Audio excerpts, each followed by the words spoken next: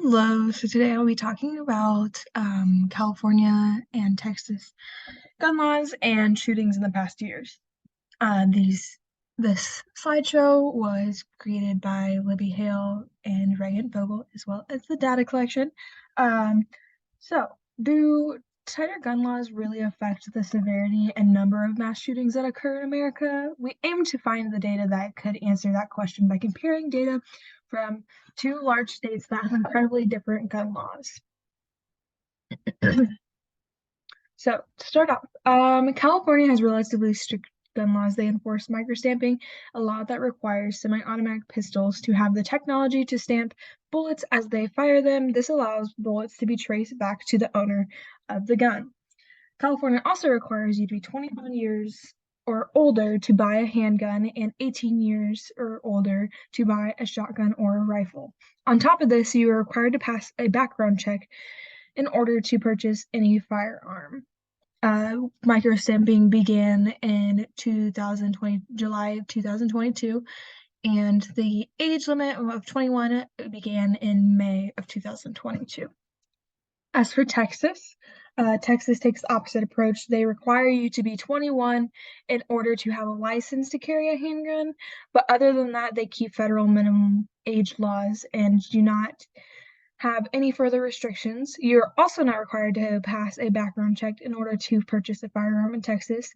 Texas also recently modified their conceal and carry law, allowing anyone over 21 to carry a handgun, either openly or concealed with no permit. These differences in approaches between the states have led to a difference in their number of mass shootings over the years. The new conceal or open carry was introduced in September of 2021. Next, California has 46 recorded shootings, while Texas has had 27 recorded shootings. Though California has had almost double the shootings as Texas, it has to be accounted for the state's much larger population. The information that truly shows the difference that gun laws have made these two states is the death and casualty count.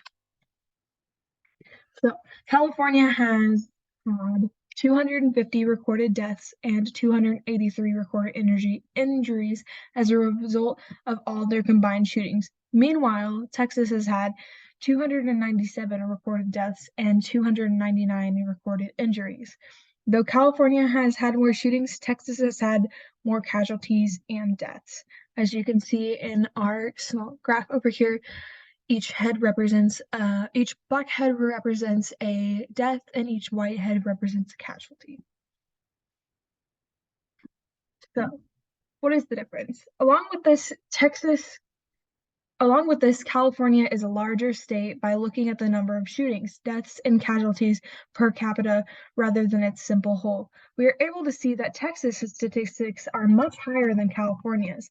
This graph represents the number of people who died for every 100,000 residents of the state. We can see that Texas has a much higher number of deaths per capita, and that the amount of deaths in Texas has increased in relation to their loosening their gun laws. California has stayed consistently low and is currently in decline. This correlation allows us to believe that gun laws do play a major role in shootings.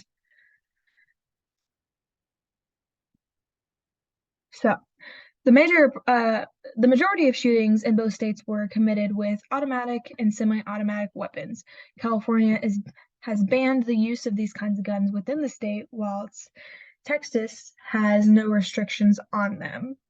The danger of these types of weapons can be seen in the statistics gathered here, so gun laws that prevent the sale and use of these weapons are vital to preventing shootings.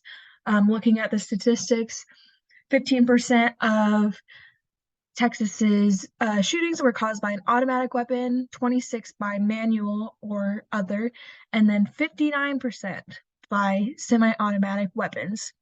As for California, kind of similar statistics, slightly lower. 9% of shootings were committed by automatic weapons, 35 by manual or other, and 56% by semi-automatic weapons.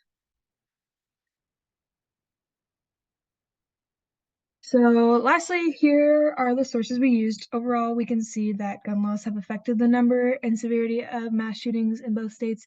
California's tighter gun laws have lowered their average of mass shootings in Texas, which is smaller state. This shows that gun laws are effective and should be implemented in order to prevent tragedies. Thank you for listening.